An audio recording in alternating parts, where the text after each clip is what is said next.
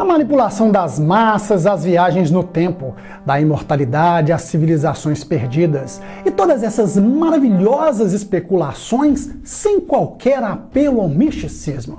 Esqueçam a Rosa Cruz, abandone os Illuminati e abram mão da espetacular Opus Dei. Algumas teorias são incríveis, mas poucas conseguiram com tamanha eficiência virar evidências científicas. A humanidade sempre esteve mergulhada no mundo dos mistérios, enigmas que vão além da nossa limitada percepção, ainda mais quando pensamos nas 3 dimensões do universo. Você já se questionou sobre o que move um fluxo de água? Ou por que algumas civilizações antigas construíram monumentos como as pirâmides que desafiam o tempo, a lógica e a ciência? Ou por qual motivo alguns lugares do planeta possuem vibrações que tocam nossa alma? No entanto, uma mão obscura foi, pouco a pouco, sugando nossa capacidade de questionar, de pensar, nos impondo dogmas e fórmulas prontas e acabadas. No entanto, há mais coisas entre o céu e a terra que nossa vã filosofia possa imaginar. E nesse vídeo vamos tratar das linhas Ley, tema escolhido por vocês lá no Instagram.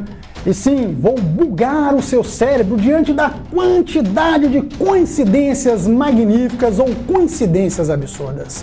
Prepare-se muito bem, assista até o último segundo, senão não vale, porque hoje, mais uma vez, você está prestes a entrar em um mundo totalmente proibido.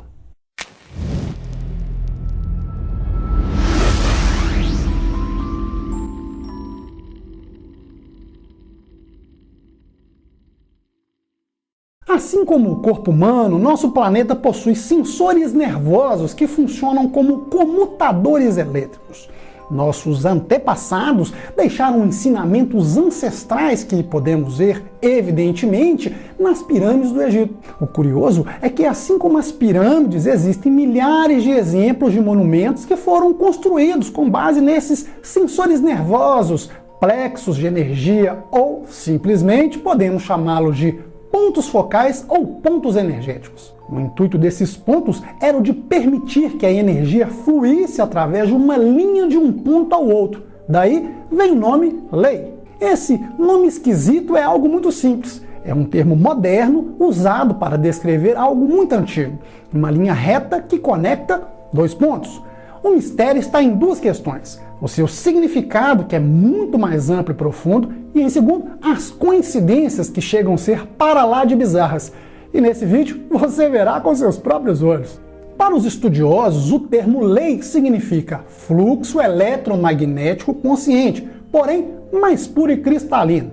Para outros, no entanto, essas linhas são terminações nervosas de nosso planeta. De acordo com a 3ª lei do hermetismo, que é o princípio da vibração, tudo o que existe no universo está em movimento e em constante vibração. Isso porque o universo vibra de maneira intensa e infinita, mas de tal maneira que sua velocidade é tão grande que ele parece estar parado. Desta forma, a única diferença entre a matéria e a energia reside apenas em sua forma de vibrar. Por isso, quando calculamos a frequência vibratória, considerando o número de vibrações por segundo, temos como resultado que essa diferença reside na questão do tempo. Se pegarmos um gancho neste princípio hermético, podemos dizer que as linhas Lei funcionam como condutores de energias e vibrações que permitem fluir de um ponto ao outro. Mas há um porém. Isso acontece em graus, níveis, caminhos diferentes, respeitando as leis matemáticas, as leis geométricas, os campos magnéticos, mais um montão de outras coisas. Por isso, Tesla disse: se você quiser descobrir os segredos do universo, pense em termos de energia, frequência e vibração. Essas linhas são muito conhecidas pelos hindus e pelos chineses, porém lá são chamadas de as veias do dragão.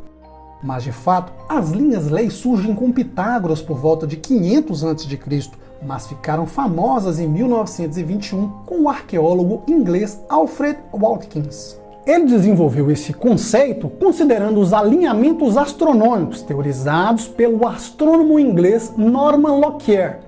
O astrônomo acreditava que os alinhamentos dos astros davam pistas de orientação para o nascer do Sol e do pôr do Sol nos solstícios.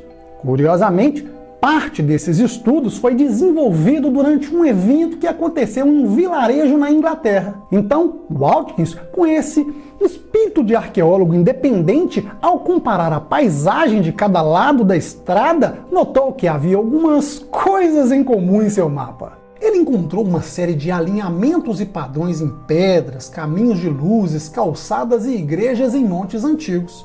E mais, quando alcançou o ponto mais alto, viu algo incrível que só poderia ser coincidência. Viu que muitos dos caminhos estavam interligados por meio de uma linha reta. Bem, mas isso são apenas ideias de estudiosos independentes, sem muita novidade. Vamos aprofundar com os estudos sobre as linhas de alguém muito conhecido. Vamos a Platão, o filósofo. Platão inicia dizendo que a aritmética é algo muito maior do que uma simples ciência. Diz ainda que a importância real não está nas suas aplicações práticas, mas em seu valor cultural. Para Platão, a matemática é eficaz porque, além de facilitar a vida, liberta o conhecimento dos talentosos, fazendo compreender todas as ciências. Por isso, a matemática estimula o ser, uma vez que faz nossos pensamentos voarem, tocando e purificando nossa alma. A matemática, vista corretamente, possui não apenas verdade, mas também suprema beleza, uma beleza fria, austera como a da escultura. Bem, e com esse pensamento sobre a matemática, Platão demonstrou que existem 5 formas sólidas regulares, os conhecidos poliedros de Platão: o cubo, o tetraedro, o octaedro, o dedacoedro e o oxaedro. Esses elementos, quando associados com os elementos básicos da natureza, formavam o nosso mundo físico. Tá, mas de onde Platão tirou isso? Bem, esse nome estranho, poliedros, foi usado pelo filósofo quando falava sobre a natureza em um livro conhecido de vocês, o Timeu. Essa obra tem 2 partes. A primeira temos Timeu e Sócrates. A segunda é uma exposição de Timeu falando sobre a origem do nosso universo e do homem. Mas é importante que você saiba que realmente não sabemos se o personagem Timeu realmente existiu ou se Platão criou para desenvolver suas ideias. Para nós, o que importa é que o filósofo associou a terra, o ar, a água e o fogo com o seu poliedro. Então, temos a terra é igual ao cubo, o ar igual ao octaedro, a água igual ao oxaedro, o fogo, tetraedro. Mas e o quinto? Faltava ainda uma 5ª construção que o Deus utilizou para organizar todas as constelações do céu. O 5º elemento é o éter, que surgiu com Aristóteles. Ele postulou que os céus eram feitos deste elemento, mas ele não associou ao sólido de Platão. Então, o 5º elemento é o éter, representando o espírito. Coincidentemente, os 5 elementos são do antiguíssimo pentagrama, utilizados pelas antigas civilizações. Assim temos 4 elementos da natureza, mais o éter, que é o espírito, formando 5 partes, da mesma forma que os sólidos de Platão. As escolas pitagóricas reuniram todos os sólidos em uma única esfera e, como resultado, tiveram um mapa de linhas formando 120 grandes círculos de 4.862 pontos. Daí, quando juntamos os estudos de Platão, de Pitágoras e de Aristóteles, temos o macro e o microcosmos. Se define os pontos energéticos mais fortes da superfície do planeta, exatamente como os pontos principais na acupuntura, no corpo humano. Assim como é acima, é abaixo. Bem, agora que você já entendeu como as coisas se deram, as linhas de raciocínio, a história e as nuances, acredito que você já esteja preparado para as evidências. Vamos começar com as coincidências magníficas ou coincidências absurdas e prepare-se porque vai ficar chocado. A mais antiga evidência está no Museu de Ashmolean, em Oxford. Estão expostos um conjunto de 5 pedras de um tamanho de um punho, esculpidas em 1400 a.C. Elas representam precisamente os sólidos de Platão, onde? Descritos no Timeus. Apesar dessas estruturas serem extremamente delicadas e precisas, de maneira oficial, são consideradas como projéteis de algum tipo não definido de boleadeira. No Museu Britânico temos expostos as esferas de metal do Vietnã, que possuem respectivamente 20 e 12 pontos. Elas se encaixam e enrolam uma sobre as outras, marcando uma combinação de 62 pontos e 15 círculos. Essas esferas possuem cerca de 2.500 anos de idade. Elas servem de objeto de estudo dos sólidos de Platão da combinação de pontos dentro de uma superfície esférica. Porém, de maneira oficial, são classificados como objetos de uso religioso não especificado. Outra coincidência é que quando combinamos os dois principais sólidos de Platão, temos uma grade composta por 120 triângulos. Essa esfera metálica vazada foi encontrada por arqueólogos nas ruínas da cidade de Knossos, que é, como você sabe, o maior sítio arqueológico lá da Idade do Bronze, a ilha grega de Creta. Curiosamente, durante a Idade Média, aparecem imagens em textos sobre alquimia. Os alquimistas chamavam de a esfera celestial. Olha que legal! Essas esferas eram deixadas no Sol para estudos sobre projeção das sombras sobre a esfera central. Bem, por isso os gregos, os egípcios, os pitagóricos, os alquimistas e, claro, os templários conseguiam medir precisamente as distâncias em nosso planeta. Medidas que só conseguimos fazer igualmente agora usando nossos satélites. Mas oficialmente este objeto é uma esfera ornamental de função desconhecida. Wagner, eu ainda não acredito. Vamos continuar. Outro cientista importante que estudou as linhas foi Joseph North e Lockyer. Estou falando de um astrônomo britânico que recebeu nada mais, nada menos que o crédito pela descoberta do elemento químico que você conhece, o hélio. O astrônomo estudou os grandes monumentos e os grandes sítios arqueológicos e também achou coincidências extraordinárias. Isto é, os monumentos estavam alinhados em perfeita harmonia. De novo, alinhados com os pontos energéticos. Por exemplo, as pirâmides de mais de 6.000 anos da cidade do Cairo foram projetadas com base nas linhas Ley. Mas eu poderia citar as cidades de Washington e Paris que, coincidentemente, estão alinhadas com tais linhas. Quer algo interessante, mas assombroso? Se pegarmos as cidades importantes para as religiões ou para a política, como Kiev, Roma, Constantinopla, Jerusalém, dentre outras, veremos seu encaixe em um padrão peculiar. Ou seja, os pontos que faltam são sítios arqueológicos que foram centros religiosos em um passado muito distante. Agora veja bem, os mapas medievais mostram o continente americano, a Antártida e a Oceania em perfeitas representações com os mapas mundi, porém, dos dias de hoje. Será que os nossos antepassados tinham conhecimento absurdo e utilizaram as linhas para descrever os continentes dos dias atuais? Claro que não, né? Nós somos muito melhores. Outra. James, outro cientista importante, publicou um trabalho chamado Os 12 Cemitérios do Diabo em todo o Mundo. Ele queria o seguinte: identificar o maior número de acidentes e desaparecimentos de barcos e aviões no planeta. Então, compilou todos os relatórios e materiais fornecidos pelas marinhas de vários países e achou coincidências bizarras. Encontrou 12 pontos críticos no planeta, incluindo o lendário Triângulo das Bermudas. Outra. Se conectarmos todas as linhas básicas descritas por Platão e Pitágoras, os principais cruzamentos cairão, sabe onde? Coincidentemente, em cidades importantes como Oxford, Roterdã, Berlim, Altamira, dentre outras. Cidades que surgiram ao redor de oráculos e círculos de pedra. Claro, algumas foram substituídas por catedrais por causa da Igreja Católica e também por monumentos antigos. Outro ponto é que quando cientistas e pesquisadores já estavam familiarizados com a teoria das linhas, decidiram comparar com o modelo esférico de Platão. Resultado, quase caíram da cadeira de tão chocados. Isso porque era exatamente um dos pontos de estudo dos sólidos de Platão, o icosaedro, projetado no planeta.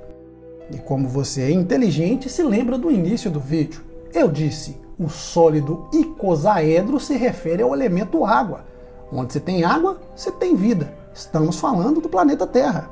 Quais as chances de tudo isso combinar tão perfeitamente? 1 em 1 milhão? 1 em 1 bilhão? Ah, Só para te lembrar, embora vocês já saibam, esse tipo de informação se manteve intacta ao longo de vários e vários anos e tido como teoria conspiratória. Mas tem mais, grande parte dos estudos se deve a algumas pessoinhas que, se você acompanha o Mundo Proibido, conhece muito bem. Foram graças aos antigos druidas que espalharam esses conhecimentos pelo continente europeu. Isso mesmo que você ouviu. Agora se pergunte, será que as antigas civilizações quiseram manter este fluxo de energia fluindo pelas linhas lei? Poderia ser uma maneira sutil de ampliar este fluxo de energia através desses canais condutores, fazendo com que a energia fluísse ao redor do planeta, usando das construções de círculos de pedra, das pirâmides, das catedrais ou etc. De fato, qualquer monumento megalítico que respeitasse a geometria sagrada ou a relação entre os sólidos de Platão. Mas ainda é pouco? Quer mais? Tem mais! Mas vamos colocar um pouco de mistério e curiosidade nisso. Os franco-maçons que construíram catedrais, essas que são capazes de ampliar as energias das linhas lei, também se valeram da geometria sagrada. Aliás, a geometria sagrada está presente em quase todos os templos asiáticos, romanos, gregos, egípcios e mais. E claro, coincidentemente, estão disponíveis em algum ponto energético, exatamente conforme a disposição das linhas leis do planeta. Acha que acabou? Não. Curiosamente, um dos pontos das linhas lei coincide com a localização da pirâmide encontrada na Amazônia. Você há de convir comigo que, além de fascinante, é muito estranho os cientistas comprovarem algo que há tanto tempo é falado e desacreditado. Era chacota, como muita coisa nos dias de hoje. Bem, mas se você ficou até aqui, é porque respeita esse trabalho que foi feito com muito carinho. Então, venha comigo até o final. Para o vídeo ficar mais completo, eu não poderia deixar de dizer sobre a sutil ligação entre os portais dimensionais e as linhas lei. Esses portais são alvos de místicos há muito tempo, mas há uma razão. Para os místicos, os portais são uma espécie de centro de poder, uma vez que são encontrados tanto na Terra quanto no corpo humano. Se mudarmos as palavras centro de poder para centro de energia, faz sentido. Por fim, para muitas tradições e doutrinas, como os ensinamentos wiccanos, a própria Terra é uma criatura viva e consciente, ou seja, a Terra é habitada por um ser espiritual, da mesma forma que eu e você possuímos alma, espírito ou consciência. O raciocínio é o seguinte: nosso planeta se alimenta da radiação de outros corpos planetários ao seu redor.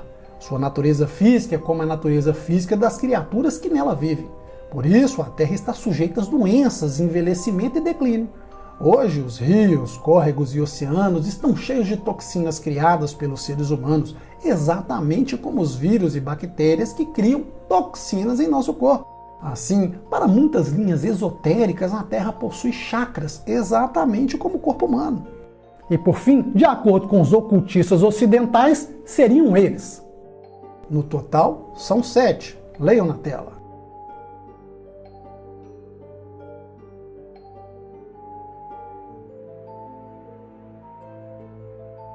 Bem, chegamos ao fim e eu preciso te perguntar: quais as chances de tudo isso combinar tão perfeitamente? 1 em 1 milhão? 1 em 1 bilhão? São 4.862 coincidências. Não é 1, 2, 3, não, mais de 4.000. Me diga aí nos comentários, e eu poderia dar muito mais exemplos. Espero que tenham gostado, se inscreva, deixa o like, senão os vídeos não vão chegar, e me siga lá no Instagram. Todas as nossas pesquisas acontecerão no Instagram. Eu sou Wagner Souza, forte abraço e até mais.